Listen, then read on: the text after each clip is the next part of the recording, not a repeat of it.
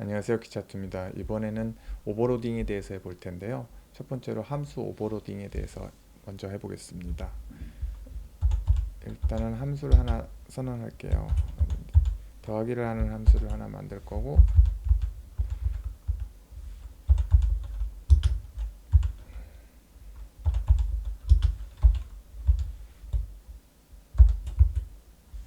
그래서 리턴 값을 a 플러스 b를 가져오는 함수를 하나 만들 거고, 이걸로 cout을 하면 당연히 1과 2를 더하면 결과값을 가져오는 함수를 만들면 당연히 3이 나오는 거죠. 이게 첫 번째 메소드고, 그 다음에 두 번째는 같은 건데 이름이 같은데 반환형을 다르게 합니다.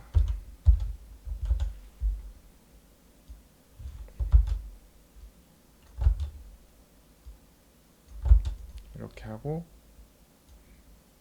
똑같은 것을 한번 하는데 이번엔 1.5라고 하고 2.5라고 할 거예요. 근데 하지만 이러면은 빨간색이 떠요. 이제 오류가 납니다. 왜 그러냐면 보시면 오류가 나죠. 근데 오류 내용이 뭐냐면 sum 오버된 함수에 대한 호출이 모호합니다 라고 나와요. 그게 무슨 뜻이냐면은 똑같은 이름의 함수가 있는데 이게 1.5가 어떤 건지 좀 컴파일러가 알기 좀 힘들다는 뜻이에요.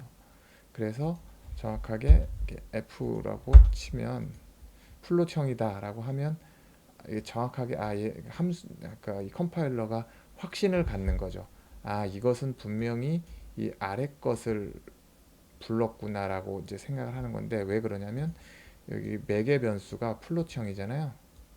그러니까 플롯형이 확실하구나 라고 이제 인지해서 이제는 쓰면 오류가 나지 않고 1.5 더하기 2.5에서 4가 나옵니다. 이런 게 이제 오버로딩인데요.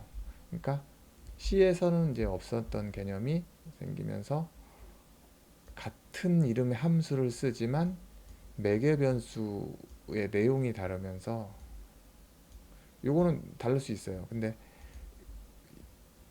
이 컴파일러가 구분하는 기준은 이 매개 변수의 내용을 보면서 이게 무슨 함수를 불렀구나를 알고 자동적으로 불러주는 거죠. 예, 그러면 이제 또 어떤 게 되냐면은 같은 것을 하면 똑같은 이름을 또 쓰는데 이번에는 같은 반환형은 같은데 이 매개 변수의 개수가 다른 거죠. 하고 플러스 C라고 합니다. 그러니까 하나가 더 있는 거죠, 매개 변수가. 그래서 그거를 똑같이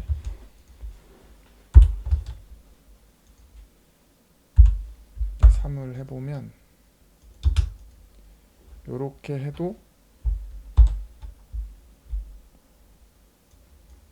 구별을 해서 갖고 오는 거죠. 마찬가지로 요것은 이제 이거를 보고 컴파일러가 같은 이름인데 세 개를 있는 거는 요건 두 개를 부르면 요걸 부르고 세 개를 부르면 요걸 불러야 되는구나. 그래서 알아서 찾아오는 거예요. 그래서 같은 이름의 함수를 여러 개 쓸 수 있는 건데 이걸 그러니까 한국말로는 다중정이라고 하는데 앞으로 많이 쓰시는 내용이 됩니다. 이제 오버라이딩과 오버로딩이 좀 처음엔 헷갈리시는데 오버로딩과 오버라이딩의 기초를 한번 말씀드렸고요. 마지막으로 좀 주의하실 거는 뭐냐면은 이제 같은 내용일 수 있는데 요런 게 조금 안 됩니다. 이제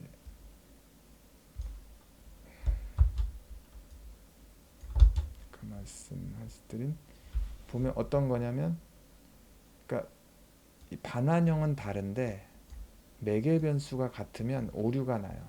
요것은 아까 말씀드린 그 내용인데요. 그러니까 반환형으로만 구분되는 함수를 오버로드 할 수 없습니다. 그러니까 요거만 가지고 컴파일러는 이 썸과 이 썸을 구별하기가 힘들다는 내용이에요. 왜냐면은 모호성이 발생되는데, 이거를 이제 선언을 하면, 함수를 선언할 땐 앞에 이 반환형을 적지 않잖아요. 그래서 이걸 가지고는 이 플롯을 반환하는 이 썸 함수인지 인트를 반환하는 썸 함수인지 당연히 알 수가 없죠.